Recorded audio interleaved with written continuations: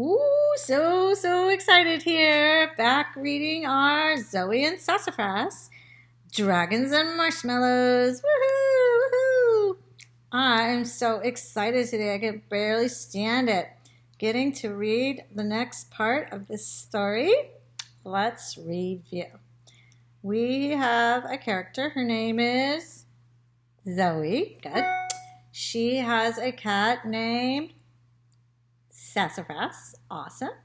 Zoey and Sassafras like to go and explore. Yes. And Zoey is very creative, right? She made a bug circus. And she also is a big thinker. That's right. Hey, thinker has the TH digraph in it. Thinker.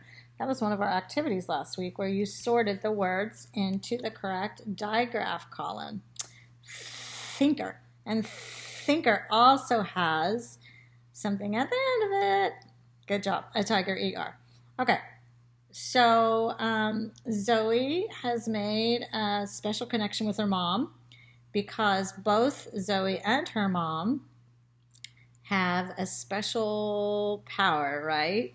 They can see our magical animals. The mom has that power, and her mom had a photograph, and Zoey noticed a toad that was glowing, which is another word for like shining, and she noticed it. And then her mom told her all about her adventures that began as a young girl, just like Zoey. And I know that Zoey her mom showed her it's a compound word. It's a double part word. So both parts of the word are words on their own. So the first part is door, and we all know that a door is a door. And then bell is something that you ring, and we know that a doorbell is a noisemaker that's on your door, right? So it's called a compound word. It's made up of other words. Very good. All right. So now Zoey's mom is going out of town, and Zoey is going to do what?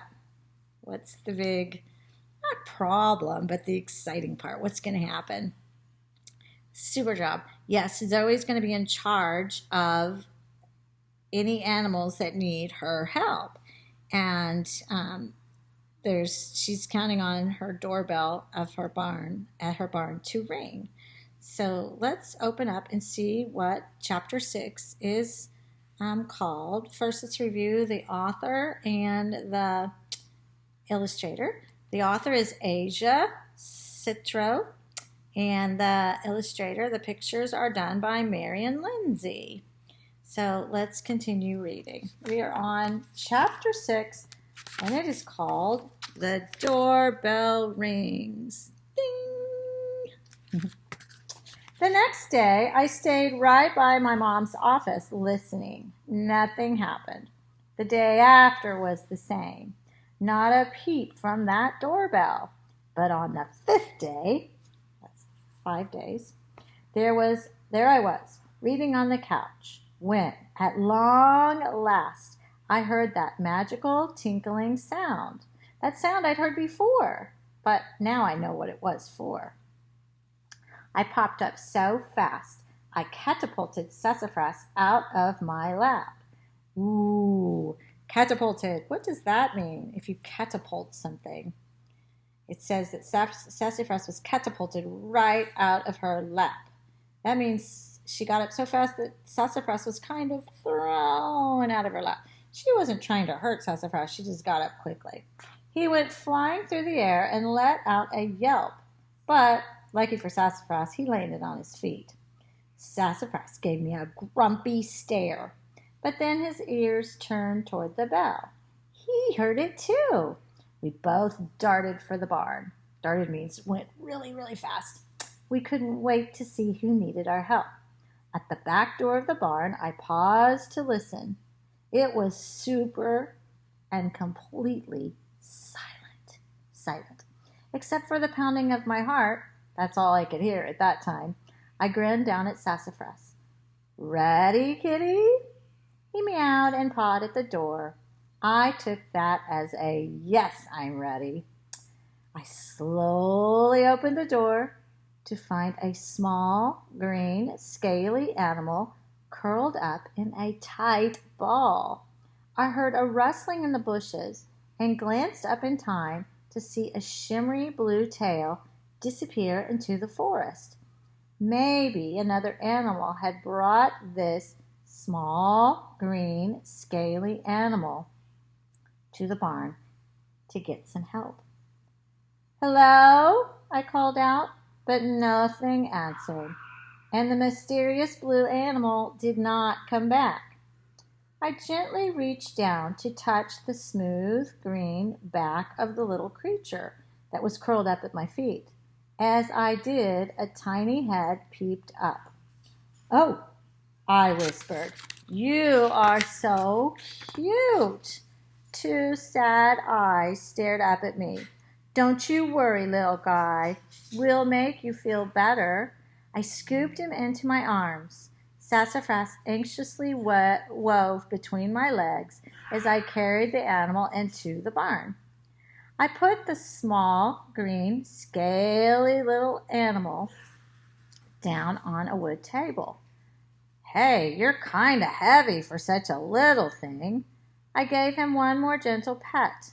He slowly stretched, and two little wings and a long tail popped out. He was a dragon, and he was so tiny. He just had to be a baby. A baby dragon in my barn? Oh my, look at that. Can you see the dragon? There's Sassafras, there's Zoey, there's the little dragon. His wings popped out. Sad eyes. Let's see what's going to happen. Hey, little guy, what's wrong? I don't see any scrapes or cuts, but you wouldn't be at the barn if you didn't need help. He seemed pretty weak. After looking around, he dropped his head down to the table and just lay there. Sassafras hopped onto the table and gave the dragon a good sniffing. The baby dragon's head popped up, and he let out a little cough. A spark flew out. Sassafras shot through the air and landed on the ground with all of his fur standing up on end. So here again, the dragon breathed out a spark. It scared Sassafras. It says Sassafras fell to the ground and his hair all stood up straight. And that's something that cats do if they get a little bit nervous. Yikes! I needed to move this guy before he coughed again. I need to find a place to keep you that won't catch on fire. I looked around the barn. Let's see. Wood, fabric, and hay all burns easily. Bingo! Let's put you in this pen on top of the dirt floor. If you cough again, the dirt won't catch fire. Phew. Tucking the baby under my arm, I quickly moved him into the pen. Sassafras hung back and watched us from outside the pen. My kitty was no longer so sure that he wanted to cozy up to our new friend. Hey, so now the title is making more sense to me. It's Zoey and Sassafras, Dragons and Marshmallows. So Zoey's very first animal that needs help is a dragon, and she thinks it's a baby dragon, and that is cool. You know, I think the way dragons look is just so awesome and mysterious. I really kind of like dragons, and this is exciting that this would be the first animal that she would take care of. Now, I'm not certain if dragons are truly real. I might have to go look that up sometime. but I sure love the way that a dragon looks. Can you imagine being able to fly and looking like a dragon? And, it kind of reminds me of a dinosaur, a dragon does, and it kind of reminds me of a bat. The bat, because look at the wings, it kind of reminds me of like a finger. Like, remember how we learned how bats' fingers are in their wings?